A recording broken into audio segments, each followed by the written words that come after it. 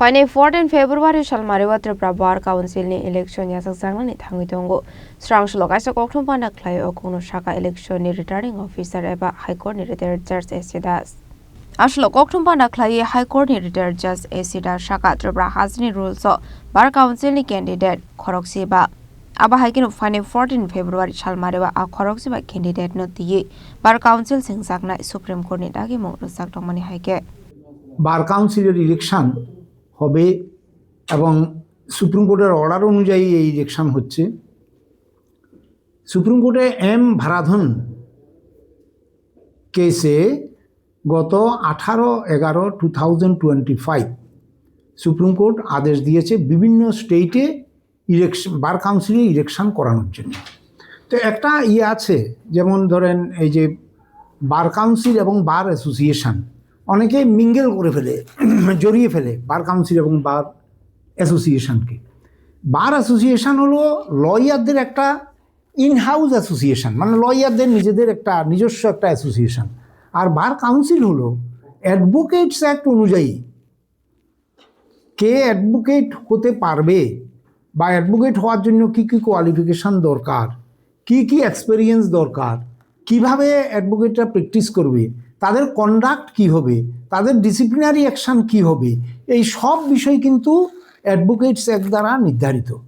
এবং এই অ্যাডভোকেটস অ্যাক্টে বার কাউন্সিল অফ ইন্ডিয়া এবং স্টেট বার কাউন্সিল এই দুইটা বডি প্রেসক্রাইব করা আছে।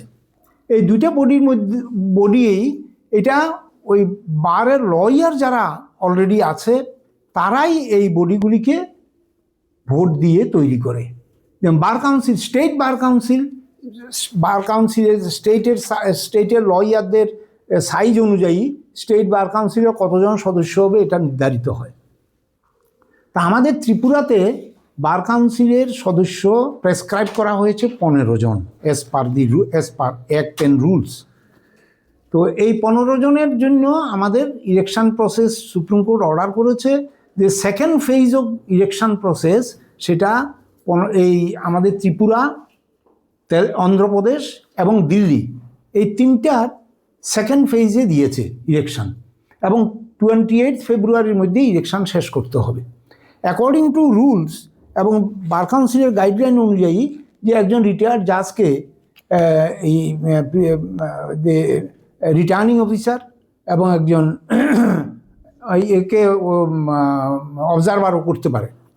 রিটায়ার্ড অফিসারদেরকে, জাজদেরকে, হাইকোর্টের জাজদেরকে করার জন্য এটা বলা আছে। তো যখন আমাদের এখানে ইলেকশনের যখন সুপ্রিম কোর্টের অর্ডার হয়েছে তখন একটা high power election committee and high power election supervisory committee বলে দুটো কমিটি সুপ্রিম কোর্ট করে দিয়েছে। এবং সুপ্রিম কোর্ট বলেছে যে সুপ্রিম কোর্টের ডাইরেকশন অনুযায়ী ইলেকশনটা করতে, এবং বাকি রুল রেগুলেশনগুলি মুটাটিস মুটান্ডিস, মানে প্রয়োজন সাপেক্ষে ততটুকু প্রযোজ্য হবে। তো হাই পাওয়ার ইলেকশন কমিটি হলো জাস্টিস বীরেন্দার সিং, উনি ঝাড়খণ্ড হাইকোর্টের চিফ জাস্টিস হিসেবে রিটায়ার করেছিলেন। Justice Virender Singh is the chairman of the high power committee, এবং আরও দুজন জাজ আছেন মেম্বার, একজন দিল্লি হাইকোর্টের, একজন হিমাচল প্রদেশ হাইকোর্টের। তো ওনাদের সঙ্গে সমস্ত আমাদের যা অ্যাক্টিভিটিজ বা যা অ্যাকশান নেওয়া হচ্ছে সব কিছু টাইম টু টাইম ওনাদেরকে ইনফর্ম করা হচ্ছে, এবং ওনারা কনসাল্ট করেই ওনাদের অনুযায়ী কিন্তু ইলেকশনটা কন্ডাক্ট করা হয়েছে। তো আমাদের ইলেকশন শিডিউল আমরা এর আগে একবার দেখেছিলাম, প্রথম অবস্থায় ইলেকশন শিডিউলটা দিয়েছি। এখন একদম পরিপক্ক অবস্থায় ইলেকশনটা করানোর, মানে ইলেকশন আগামী 14 তারিখে ইলেকশন হবে সারা ত্রিপুরা রাজ্যে। আগরতলাতে মোট 1103 জন ভোটার, আর 8টা আউটলাইং স্টেশনে ভোটার সংখ্যাও আমি বলে দিচ্ছি আপনাদেরকে যে ঊনকোটিতে অর্থাৎ কৈলাস শহরে 78 জন ভোটার, সিপাহীজলা অর্থাৎ বিশালগড়ে 51 জন ভোটার, বিলোনিয়াতে 80 জন ভোটার, খোয়াইতে 32 জন ভোটার, সোনামুড়াতে 40 জন ভোটার, ধর্মনগরে 151 জন ভোটার, উদয়পুরে 72 জন ভোটার, কমলপুরে 64 জন ভোটার, এবং আগরতলাতে 1103 জন ভোটার। এই হলো টোটাল ভোটার। আমাদের মোট 1600 কত যেন 1600 সামথিং ভোটার টোটাল। আগরতলাতে আমরা 3টা পুলিং বুথ, এই 7টা পুলিং বুথ করেছি, আর বাইরে 8টা, এই যে স্টেশনগুলি বললাম সেখানে পুলিং বুথ হবে, সেখানে ভোট হবে।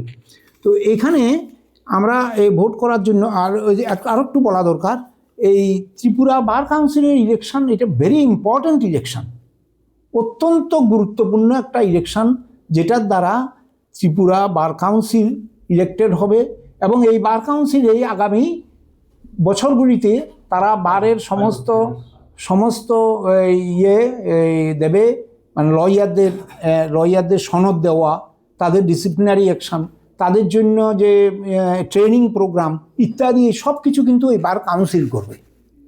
এবং বার কাউন্সিলের যে কোনো সিদ্ধান্ত বার অ্যাসোসিয়েশনগুলি মানতে বাধ্য। এবং বার কাউন্সিল থেকে আবার সেন্ট্রাল যে বার কাউন্সিল অফ ইন্ডিয়া হবে, বার কাউন্সিল অফ ইন্ডিয়ার পদ্ধতিটাও আমি একটু বলে রাখছি আপনাদেরকে, যে প্রতিটি স্টেট থেকে একজন করে representative, bar council of state একজন রিপ্রেজেন্টেটিভ বার কাউন্সিল অফ ইন্ডিয়াতে পাঠায়, এবং এরা মিলে হলো বার council of India. Actually bar council of India is a superior body of the state bar council. Bar council of India time to time instruction দিতে পারে, guideline দিতে পারে, ভোটিং কীভাবে হবে বা অন্যান্য যে কোনো বিষয়ে বার কাউন্সিল অফ ইন্ডিয়া গাইডলাইন দিতে পারে। ব্যুরো রিপোর্ট, চিনি খরাং।